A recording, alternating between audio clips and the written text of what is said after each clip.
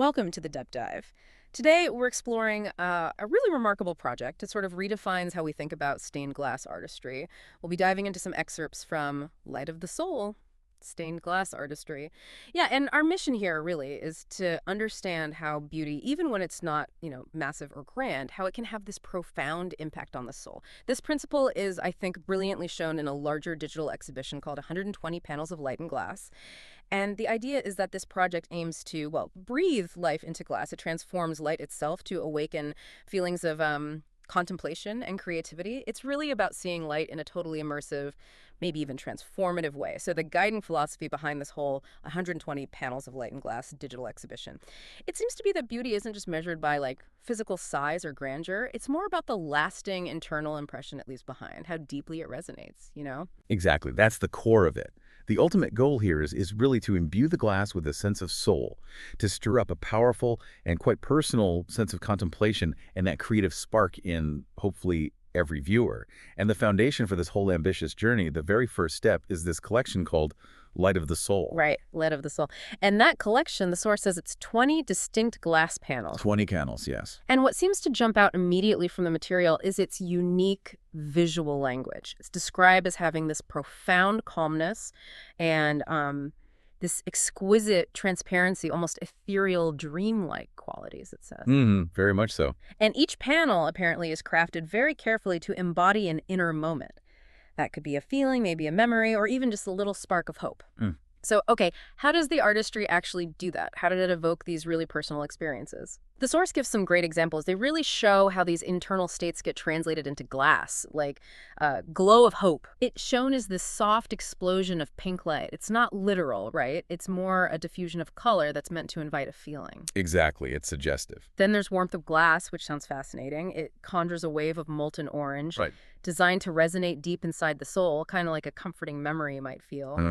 That internal warmth. And moment of light captures shadow fading, giving way to purity. That's quite poetic. It is. One that really caught my eye was Breeze of Colors.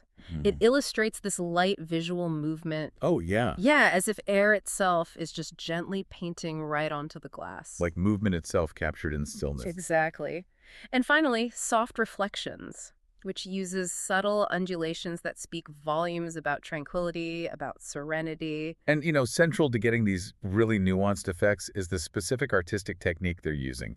It's transparent thermal colors. Transparent thermal colors. Okay, what makes those special? Well, these aren't your typical glass paints that just sit on the surface. They're specialized pigments applied right onto the glass. And they're designed to gently integrate with the glass itself. Integrate with it. Yeah. And what's really crucial for their longevity and for the artist's whole intention is their durability. They're fixed by intense heat, you see, in an oven, Okay. which makes them incredibly resilient against time, environmental factors, ensuring that contemplative quality actually lasts. Right, so the effect endures. But beyond just the choice of colors, what's the kind of the core innovation here? What makes this art so evocative and unique? Is there a real secret? Well, the secret, if you want to call it that, the real innovation lies in this artistic fusion.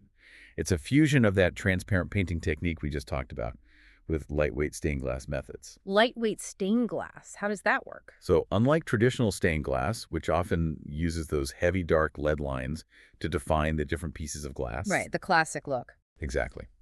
This approach uses very thin, almost imperceptible outlining lines. Really fine lines. Oh, interesting. They add this subtle decorative dimension, but they don't disrupt the fluid flow of color and light in the way heavy lines can. I see. So it allows the color and light to be more dominant. Precisely. And this combination, this fusion, it transforms each panel. It's not just a composition of color anymore. It becomes more like a narrative. And light isn't just simple illumination. It turns the glass into a kind of window that reflects the soul itself.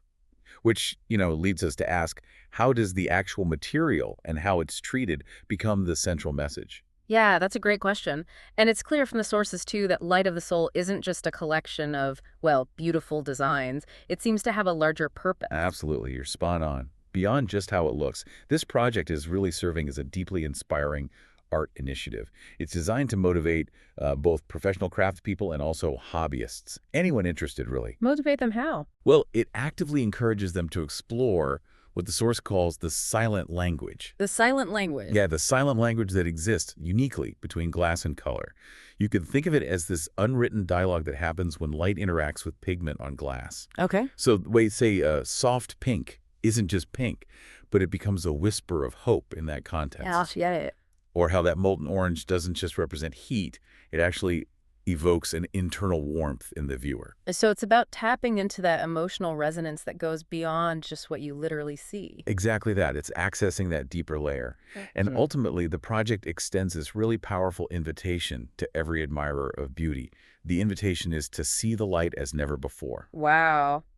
That's quite a call to action. And the designer behind all this impactful work is SCARABEE Artify. That's the name mentioned, yes. Ah. SCARABEE Artify. So we've journeyed through Light of the Soul, and we've seen how glass and light, using these specific techniques like transparent thermal colors and these lightweight stained glass methods, how they can embody really deep emotional states and even narratives.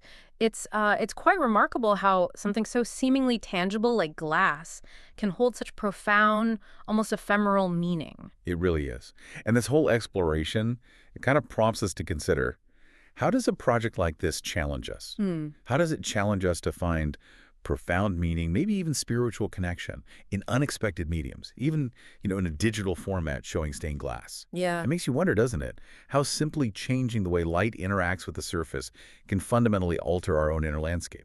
So maybe the final thought for you, the listeners, what does it truly mean for you to see light? Not just as illumination, physically see, but seeing light as maybe a gateway to an inner experience. What does that look like for you?